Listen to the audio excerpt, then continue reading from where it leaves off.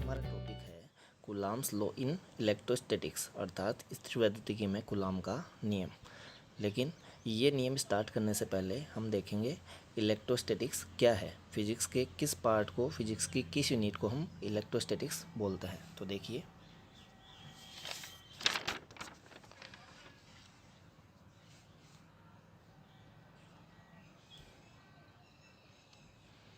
पूरी फिजिक्स को हमने कई पार्ट्स में, कई यूनिट्स में डिवाइड कर रखा है।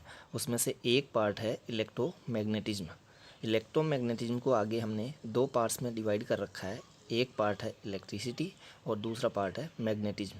फिर इलेक्ट्रिसिटी को भी हमने आगे दो पार्ट्स में डिवाइड किए हुए हैं। एक पार्ट है इलेक्ट्रोस्टैटिक्स और दूसरा पार्ट है करंट इलेक्ट्रिसिटी। तो पहले हम बात करते हैं कि इलेक्ट्रोस्टैटिक्स में हम किससे रिलेटेड स्टडी करते हैं। तो देखिए, इलेक्ट्रोस्टैटिक्स में हम स्टैटिक चार्जेस से रिलेटेड स्टडी करते हैं। स्टैटिक चार्ज अपने चारों ओर कितना विद्युत क्षेत्र उत्पन्न करता है, स्टैटिक चार्ज के विद्युत क्षेत्र में किसी पॉइंट पर विद्युत विभव कितना होता है, स्टैटिक पॉइंट चार्जेस के बीच में कितना इलेक्ट्रोस्टैटिक फोर्स लगता है, स्टैटिक पॉइंट चार्जेस के सिस्टम की पोटेंशियल एनर्जी कितनी होती है। इस तरीके से स्थिर आवेशों द्वारा उत्पन्न विभिन्न प्रभावों एवं स्थिर आवेशों के मध्य होने वाली विभिन्न अन्योन्य क्रियाओं का अध्ययन किया जाता है स्थिरवैद्युतिकी के अंतर्गत, इलेक्ट्रोस्टैटिक्स के अंतर्गत। क्लियर है, ये सारी बातें हमने यहाँ लिख रखी है, देख सकते हैं आप। फिर हम बात करते हैं करंट इलेक्ट्रिसिटी की। तो करंट इलेक्ट्रिसिटी फिजिक्स का वो पार्ट है जिसमें हम मूविंग चार्जेस से रिलेटेड स्टडी करते हैं, अर्थात विद्युत धाराओं से संबंधित अध्ययन करते हैं, क्योंकि मूविंग चार्ज जो है वो इलेक्ट्रिक करंट प्रोड्यूस करता है। क्लियर है, तो इसमें हम स्टैटिक चार्जेस से रिलेटेड स्टडी करते हैं और इसमें हम मूविंग चार्जेस से रिलेटेड स्टडी करते हैं। अब हम बात करते हैं मैग्नेटिज्म की, चुंबकत्व की। तो फिजिक्स के उस पार्ट को हम मैग्नेटिज्म बोलते हैं जिसमें हम या तो चुंबकों द्वारा उत्पन्न चुंबकीय प्रभावों या विद्युत धारा द्वारा उत्पन्न चुंबकीय प्रभावों का अध्ययन करते हैं।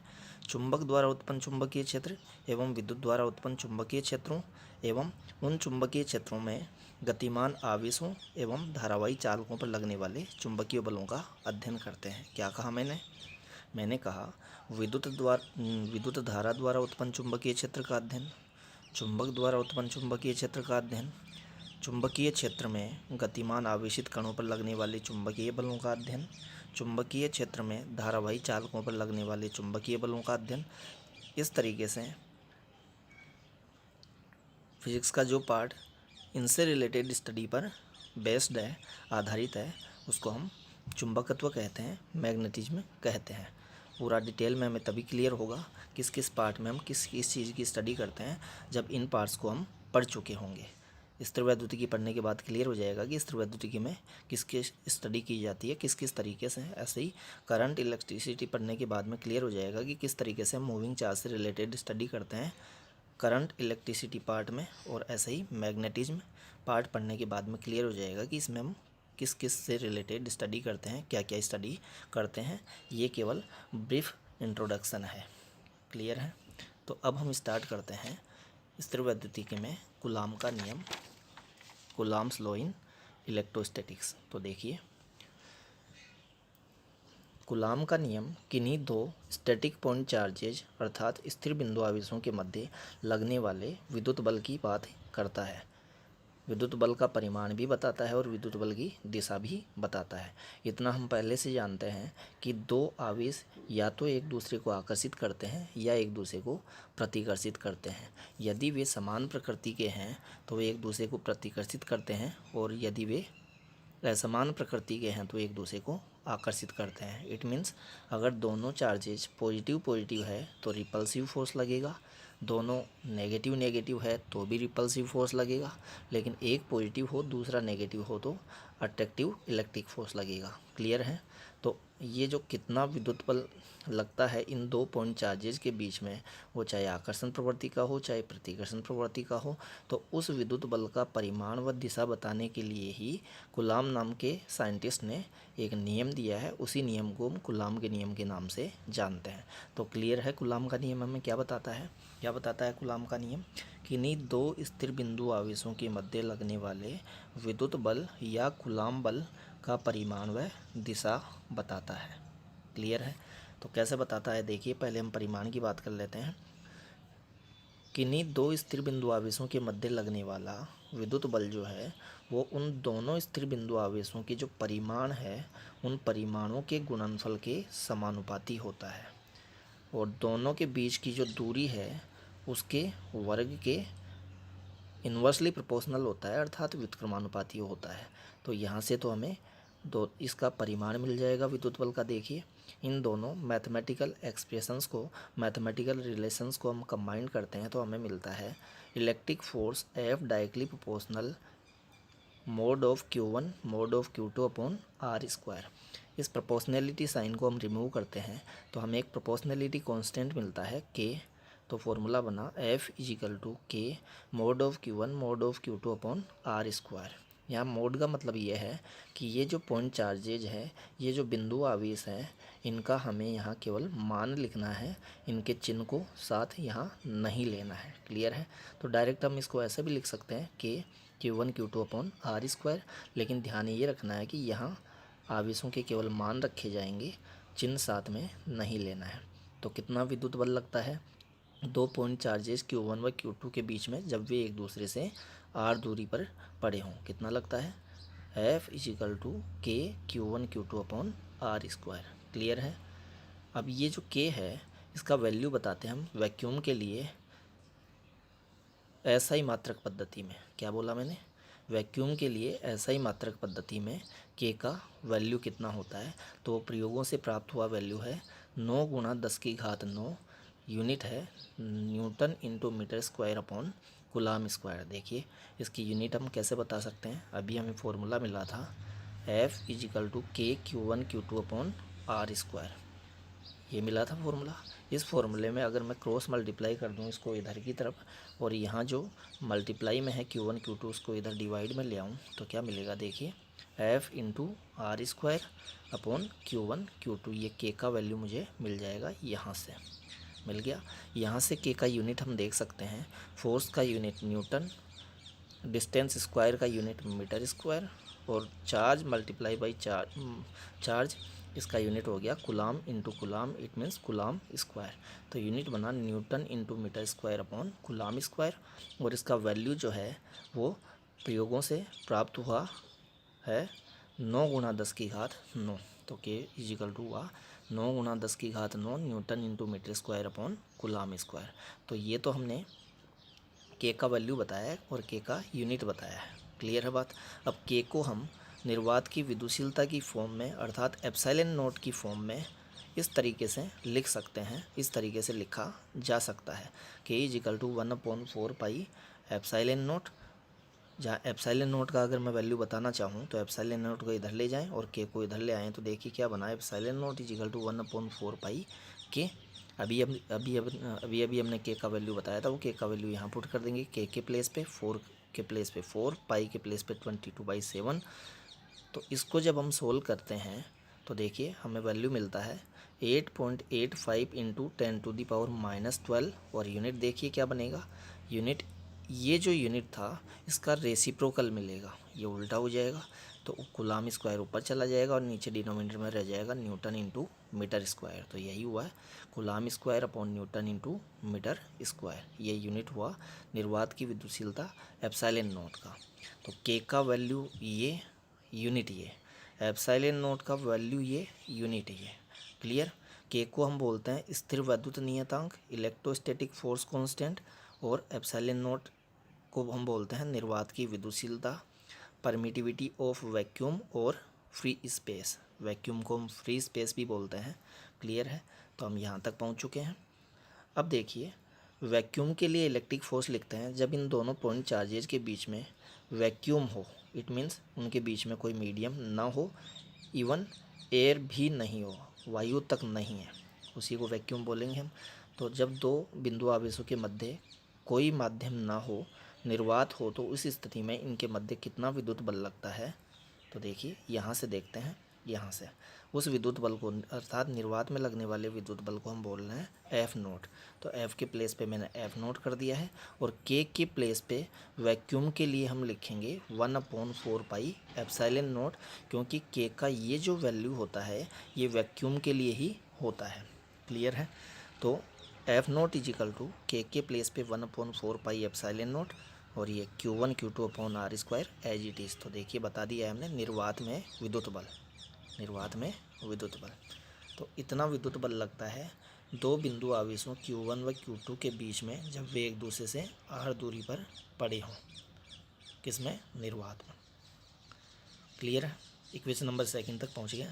अब हम बात करते हैं कि इन पॉइंट चार्जेस के बीच में एप्सिलॉन विद्युतशीलता का कोई मीडियम हो, कोई माध्यम हो, तब उनके बीच में कितना इलेक्ट्रिक फोर्स लगेगा, तब कितना विद्युत बल या कूलाम बल लगेगा। तो देखिए एफ नोट के प्लेस पे अब अपन एफ एम लिख रहे हैं, force in medium, electric force in medium equal to formula ये का यही है। देखिए Q1 Q2 upon R square, Q1 Q2 upon R square 1/4 pi 1/4 pi. लेकिन यहाँ वैक्यूम के लिए हमने एप्सिलॉन नोट लिखा था और मीडियम के लिए अपन यहाँ एप्सिलॉन लिख रहे हैं। ये निर्वात की विद्युतशीलता थी और ये उस माध्यम की विद्युतशीलता है जिस माध्यम में ये दोनों पॉइंट चार्जेज एक दूसरे से r दूरी पर रखे हुए हैं। क्लियर है।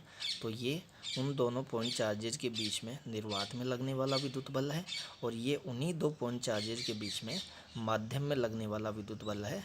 कौन से माध्यम में? एक ऐसे माध्यम में जिसकी विद्युतशीलता एप्सिलॉन है। क्लियर है। तो अब आगे देखते हैं। यहाँ देखिए, यहाँ हमने बताया है एप्सिलॉन नोट को क्या कहते हैं? निर्वात की विद्युतशीलता। वैल्यू अभी हमने इसका बताया ही था, यूनिट भी हमने इसका बता दिया था। एप्सिलॉन को हमने कहा था माध्यम की विद्युतशीलता और इसका मान हम बता नहीं सकते हैं क्योंकि इसका मान अलग अलग माध्यमों के लिए अलग अलग होता है। तो जिस माध्यम के लिए बोला जाए उस माध्यम के लिए हमें इसका मान अलग से बताना होता है। क्लियर है। इसका यूनिट वही होगा जो कि एप्सिलॉन नोट का होता है क्योंकि दोनों विद्युतशीलताएं ही है। ये निर्वात की विद्युतशीलता है और ये माध्यम की विद्युतशीलता है। ये दोनों एक ही भौतिक राशि है अलग अलग के लिए। क्लियर है। ये निर्वात के लिए और ये माध्यम के लिए, लेकिन है विद्युतशीलताएं ही, इसीलिए दोनों के यूनिट सेम होंगे। इट मीन्स जो यूनिट हमने बताया था एप्सिलॉन नोट का वही यूनिट होगा एप्सिलॉन का। तो देखिए एप्सिलॉन का यूनिट हमने coulomb square upon newton into metre square लिख दिया है। ये वही लिखा है हमने जो एप्सिलॉन नोट का यूनिट था। क्लियर है। अब हम बात करते हैं relative permittivity of the medium, माध्यम की आपेक्षिक विद्युतशीलता, जिसे हम यहाँ एप्सिलॉन r से डिनोट कर रहे हैं। उसको हम डाइलेक्ट्रिक कांस्टेंट भी बोलते हैं। Dielectric constant of the medium, किसी माध्यम का परावैद्युतांक, इसको के से डिनोट कर रहे हैं। लेकिन ये के वो के नहीं है जो अभी हमें मिला था 9×10⁹ newton into metre square upon coulomb square, वो वाला के नहीं है, ये परावैद्युतांक है। क्लियर है।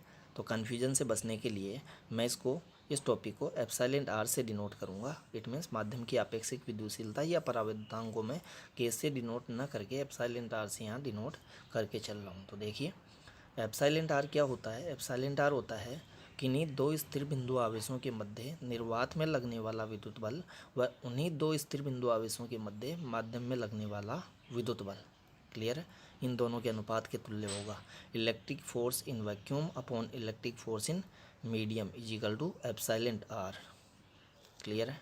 अब F naught and F M का वैल्यू हम अभी जो हमें मिले थे वो यहाँ पुट कर देते हैं।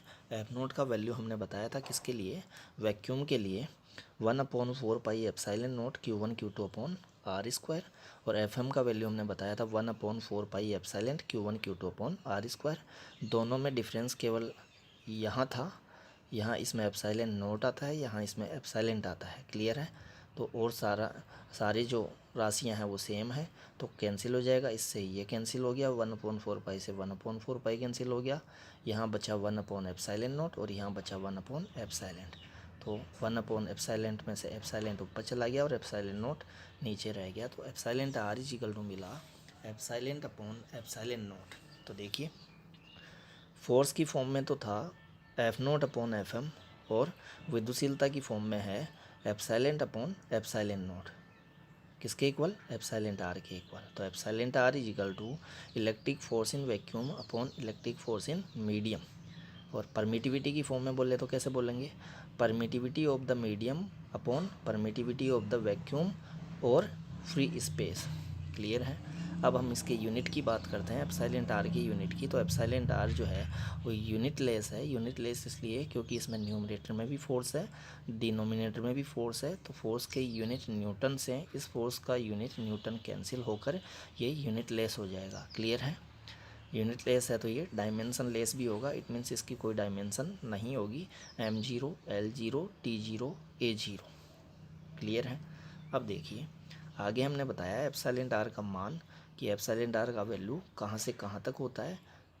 क्लियर है? तो देखिए एप्सिलॉन आर का वैल्यू अभी हम बताएंगे कि 1 से लेकर अनंत तक कितना भी हो सकता है। Epsilon R greater than equal to 1 होता है ये वैक्यूम के लिए, वैक्यूम और फ्री स्पेस के लिए। अदर मीडियम्स जो है, अदर मीडिया जो है, उन सब के लिए इसका वैल्यू ऑलवेज 1 से ग्रेटर ही होता है। देखिए ये हमने कैसे बताया, किसी माध्यम की विद्युतशीलता निर्वात की विद्युतशीलता की या तो इक्वल होती है या उससे ज़्यादा होती है। इक्वल तो कब होगी, जब ये माध्यम हम यहाँ निर्वात ही ले लें, वैक्यूम ही ले लें। तो वैक्यूम के लिए फिर इसको एप्सिलॉन नॉट लिखेंगे, तो epsilon naught is equal to epsilon naught. और जो मीडियम है और जो माध्यम है उन सब के लिए एप्सिलॉन का वैल्यू एप्सिलॉन नॉट से ग्रेटर ही होगा। तो epsilon greater than equal to epsilon naught. अब इसको हम इधर ले आएँ, अगर यहाँ कुछ भी नहीं है तो हम मल्टीप्लाई में 1 समझ सकते हैं। इसको इधर ले आएँ तो epsilon upon epsilon naught greater than equal to 1 बचा यहाँ 1। एप्सिलॉन अपॉन एप्सिलॉन नॉट को अभी हमने कहा था एप्सिलॉन आर, तो यहाँ इसके प्लेस पे एप्सिलॉन आर पुट कर दिया, तो epsilon R greater than equal to 1। इसका मीनिंग ये हुआ कि किसी माध्यम की जो आपेक्षिक विद्युतशीलता होती है, जो परावैद्युतांक होता है, उसका वैल्यू 1 से बड़ा होता है, 1 के इक्वल भी हो सकता है, 1 के इक्वल होता है वैक्यूम के लिए, और सभी माध्यमों के लिए इसका वैल्यू 1 से ग्रेटर ही होगा। एयर के लिए अगर हम इसका वैल्यू बताएं तो वैक्यूम में जो वैल्यू होता है 1 उससे थोड़ा सा ही ज़्यादा होता है, 1.0006, जिसको हम अप्रोक्स इक्वल टू 1 ही बोल सकते हैं। तो हम एयर के लिए रिलेटिव परमिटिविटी अप्रोक्स उतनी ही बताते हैं जितनी की रिलेटिव परमिटिविटी है वैक्यूम की। दोनों के लिए हम 1 वैल्यू ही लेते हैं, क्योंकि ये एयर के लिए अप्रोक्स 1 ही है, तो इसको भी 1 ले सकते हैं कैलकुलेशन में। इतने छोटे से डिफरेंस से कोई ज़्यादा फ़र्क नहीं पड़ने वाला है। क्लियर है? यहाँ हमने क्या बात बता रखी है, देखिए कि एप्सिलॉन आर का वैल्यू 1 से लेकर अनंत तक कितना भी हो सकता है, अगर हम वैक्यूम को छोड़ दें तब। अगर वैक्यूम हम यहाँ बताएं तो फिर यहाँ हमें इक्वल लेना पड़ेगा, epsilon R greater than equal to 1। लेकिन हमने वैक्यूम के लिए यहाँ अलग से बता दिया है। देखिए वैक्यूम के लिए अलग से बता दिया है, इसलिए ये जो हमने बताया है वो वैक्यूम के अलावा अन्य माध्यमों के लिए बताया। वैक्यूम को छोड़कर अन्य जो माध्यम है उन सब के लिए ये बताया कि 1 से लेकर अनंत तक कितना भी हो सकता है, अनंत भी हो सकता है इसका वैल्यू। किसके लिए? मेटल्स के लिए। किसके लिए? मेटल्स के लिए। देखिए मेटल्स के लिए इसका वैल्यू इन्फिनिटी बताया अपन ने, इनफाइनाइट बताया, इन्फिनिटी बताया मेटल्स और कंडक्टर्स के लिए। क्लियर है? तो इसमें क्या क्या बताया हमने, एप्सिलॉन आर 1 हुआ वैक्यूम के लिए, एप्सिलॉन आर इन्फिनिटी हुआ मेटल्स और कंडक्टर्स के लिए, और अदर मीडिया के लिए एप्सिलॉन आर का वैल्यू 1 से ग्रेटर एंड इन्फिनिटी से लेस होगा। इट मीन्स 1 से लेकर इन्फिनिटी तक कुछ भी हो सकता है, वो डिपेंड करेगा मीडियम कौन सा है। अब देखिए यहाँ जो हमने बता रखा है वो है relation between F0 and FM, electric force in vacuum and electric force in medium, इन दोनों का रिलेशन देखेंगे। तो देखिए अभी हमने फॉर्मूला बताया भी था, epsilon R is equal to F0 upon FM, epsilon R is equal to F0 upon FM। यहाँ FM को मैं इधर ले जाऊँ और एप्सिलॉन आर को इधर ले आऊँ, यही किया है मैंने यहाँ। FM is equal to F0 upon epsilon R. अब देखिए एप्सिलॉन आर का वैल्यू अगर वैक्यूम को हम छोड़ दें, वैक्यूम की बात ना करें, तो एप्सिलॉन आर का वैल्यू ऑलवेज 1 से ग्रेटर ही होता है। क्लियर है? Accept accept vacuum. वैक्यूम को अगर अपन छोड़ दें तो सभी माध्यमों के लिए इसका वैल्यू जो होगा वो 1 से ग्रेटर होगा। और इतना हम जानते हैं कि किसी राशि के अंदर अगर 1 से बड़ी संख्या का भाग दिया जाए तो जो हमें मिलेगा वो कम मिलेगा जिसमें भाग दिया गया है 1 से बड़ी संख्या का उससे। तो एफ नोट में भाग दिया गया है एक से बड़ी संख्या का, तो हमें मिला है एफ एम। तो जो मिला वो जिसमें भाग दिया है उससे कम मिलेगा। It means F M less than F naught. तो यहाँ से क्या प्रूव हुआ, यहाँ से ये बात प्रूव हुई कि दो स्टैटिक पॉइंट चार्जेज के बीच में वैक्यूम में इलेक्ट्रिक फोर्स ज़्यादा लगता है और उनके बीच में अगर कोई मीडियम है तो इलेक्ट्रिक फोर्स कम लगता है। क्लियर है। फिर देखिए यहाँ कंपैरिजन कर रखा है एयर मीडियम का वैक्यूम के साथ। वैक्यूम में फोर्स ज़्यादा लगेगा, एयर में फोर्स कम लगेगा, क्योंकि एयर मीडियम की कैटेगरी में आएगा। तो अभी हमने बताया था मीडियम में फोर्स कम लगता है और वैक्यूम में फोर्स ज़्यादा लगता है। क्लियर है। वैक्यूम में मैक्सिमम इलेक्ट्रिक फोर्स लगता है, मीडियम में वो डिक्रीज हो जाता है। क्लियर है।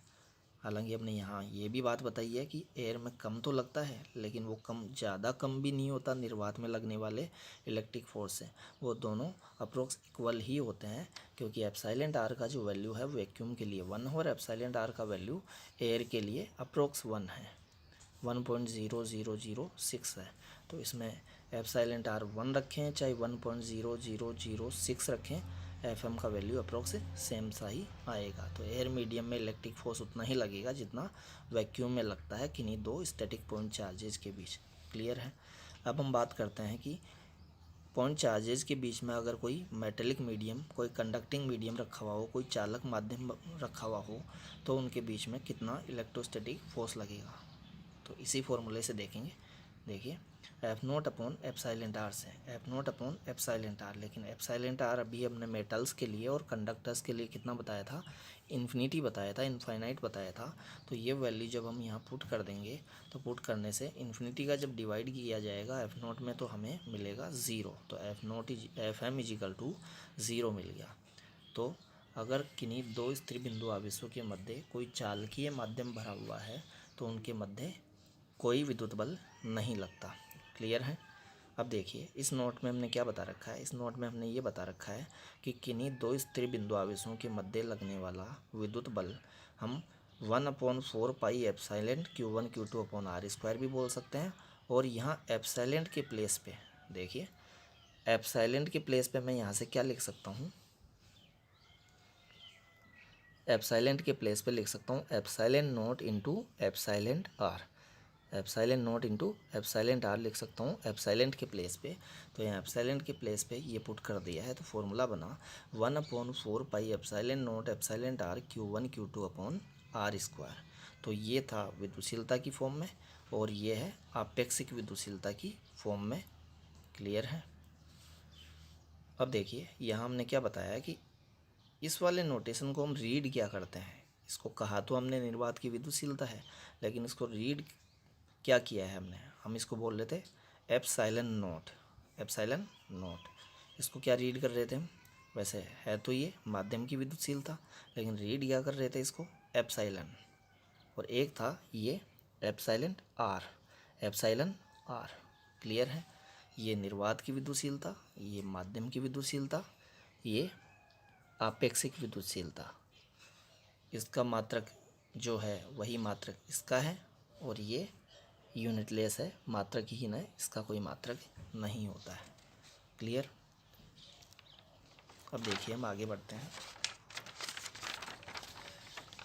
अब इनके विमीय सूत्र देखते हैं हम, डायमेंशनल फॉर्मूला देखते हैं epsilon naught and epsilon R का। तो देखिए अभी हमने कहा था कि एप्सिलॉन नोट का मात्रक वही होता है जो कि एप्सिलॉन का मात्रक है, या यूँ बोल लीजिए एप्सिलॉन का मात्रक वही होता है जो एप्सिलॉन नोट का है। बात तो एक ही है। दोनों की यूनिट क्या बताए थे हमने, coulomb square upon newton into metre square. तो यूनिट से भी हम डायमेंशनल फॉर्मूला लिख सकते हैं, इसलिए हमने यहाँ यूनिट बताया है। एप्सिलॉन आर को हमने मात्रकहीन कहा था क्योंकि एप्सिलॉन आर था वैक्यूम में फोर्स अपॉन मीडियम में फोर्स, ऊपर भी फोर्स नीचे भी फोर्स, फोर्स के यूनिट से फोर्स का यूनिट कैंसिल हो जाता है और एप्सिलॉन आर यूनिट लेस आता है, मात्रकहीन आता है। क्लियर है। ये हमने यहाँ बता भी रखा है। हम इसके विमीय सूत्र की बात कर रहे हैं अब, किसके, एप्सिलॉन व एप्सिलॉन नोट के विमीय सूत्र की। तो दोनों के विमीय सूत्र सेम ही होंगे। देखिए स्क्वायर ब्रैकेट में हमने लिखा है, स्क्वायर ब्रैकेट में किसी भौतिक राशि को लिखने का मतलब होता है कि हम उनके विमीय सूत्रों के बारे में बात कर रहे हैं। तो इसका मीनिंग हुआ एप्सिलॉन नोट का विमीय सूत्र, इसका मतलब हुआ एप्सिलॉन का विमीय सूत्र। तो देखिए क्या होता है, यूनिट से देखते हैं, दोनों के यूनिट सेम थे इसलिए दोनों का डायमेंशनल फार्मूला भी सेम ही होगा। क्या होगा, कूलाम क्या होता है, कूलाम किसका यूनिट है, चार्ज का। तो इलेक्ट्रिक चार्ज के लिए डायमेंशनल फार्मूला होता है A1T1, स्क्वायर लगा हुआ है, स्क्वायर लगा दिया। न्यूटन फोर्स का यूनिट होता है, और फोर्स के लिए डायमेंशनल फार्मूला हमें याद होना चाहिए, क्या होता है, M1L1T-2। फिर डिस्टेंस स्क्वायर है, मीटर स्क्वायर है, मीटर लेंथ का यूनिट होता है, डिस्टेंस का यूनिट होता है। तो डिस्टेंस का के लिए जो डायमेंशनल फार्मूला होता है वो होता है L1 और यहाँ स्क्वायर लगा हुआ है तो यहाँ स्क्वायर लगा दिया। देखिए यहाँ 1 लिख सकते हैं, नहीं लिखें तो भी चलेगा, L1। अब इसको सोल्व कर लेते हैं अपन। देखिए यहाँ 1 × 2 2, 1 × 2 2, ये एज इट इज, और यहाँ 1 × 2 2। अब इसको सोल्व करते हैं तो ये नीचे की पावर्स ऊपर जाएगी तो माइनस हो जाएगी, M-1, L यहाँ 1 है, यहाँ 2 है तो L³ हो गया, L³ ऊपर जाएगा तो L⁻³ T स्क्वायर है यहाँ, और यहाँ से T⁻² ऊपर जाएगा तो वो +2 हो जाएगा तो T⁴ बनेगी, और यहाँ A स्क्वायर। क्लियर है। तो ये डायमेंशनल फार्मूला मिला एप्सिलॉन नोट का भी और एप्सिलॉन का भी। इसका डायमेंशनल फार्मूला जो है वो M0 L0 T0 A0 होगा, क्योंकि ये यूनिट लेस भी है और डायमेंशन लेस भी है। क्लियर है। तो ये टॉपिक अपना यहाँ कंप्लीट होता है। अब हम देखते हैं दोबारा इस टॉपिक को एक बार रिकॉल कर लेते हैं, इसको हमने क्या क्या अब तक देखा है। तो देखिए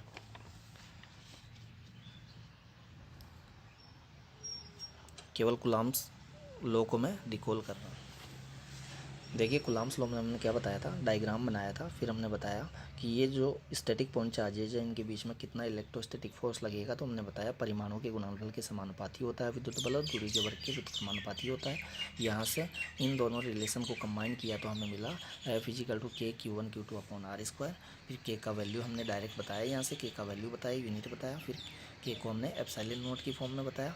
फिर वैक्यूम के लिए फोर्स लिखा, क्योंकि के का ये जो वैल्यू होता है ये वैक्यूम के लिए होता है जब दोनों चार्जेज के बीच में वैक्यूम हो, दोनों चार्जेज वैक्यूम में एक दूसरे से r डिस्टेंस पे रखे हुए हों, तब के का वैल्यू ये होता है। तो वैक्यूम में इलेक्ट्रिक फोर्स बताएं इन पॉइंट चार्जेज के बीच में, तो उसको हमने बोला था F0 = 1/4πε0 Q1 Q2/R²।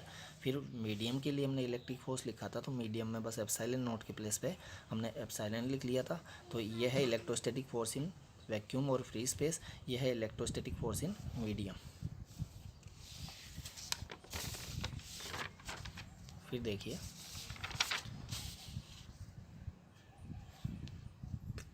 फिर हमने relative permittivity of the medium की बात की थी, माध्यम के परावैद्युतांक की बात की थी। परावैद्युतांक हमने बताया था निर्वात में विद्युत बल व माध्यम में विद्युत बल, या माध्यम की विद्युतशीलता अपॉन निर्वात की विद्युतशीलता। फिर हम इसको मात्रकहीन और विमाहीन बताया। एप्सिलॉन आर की वैल्यू की बात करी, एप्सिलॉन आर का वैल्यू वैक्यूम के लिए बताया 1, मेटल्स के लिए और कंडक्टर्स के लिए बताया इन्फिनिटी, और एयर के लिए हमने बताया 1.006, जो कि अप्रोक्स इक्वल टू था वैक्यूम के लिए एप्सिलॉन आर का जो वैल्यू है 1 उसके।